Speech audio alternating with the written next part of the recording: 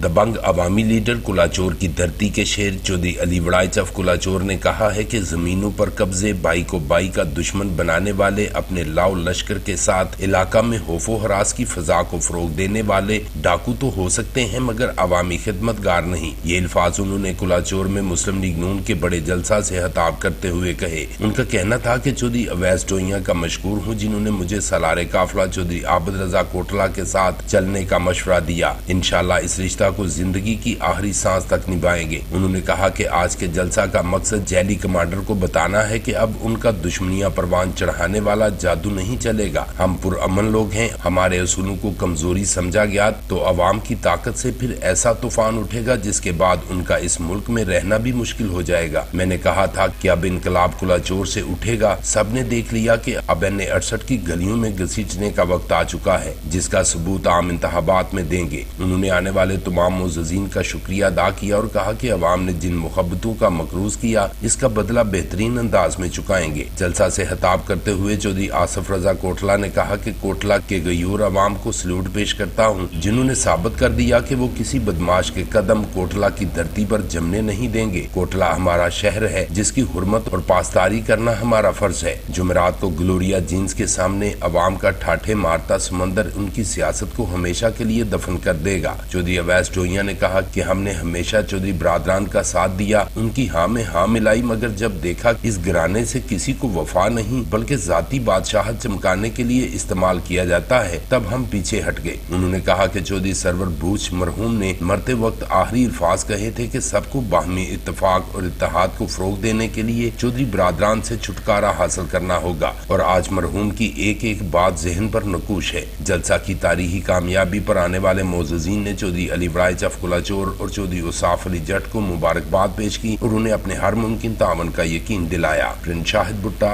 BB1 news, Jalalpur जट्टा।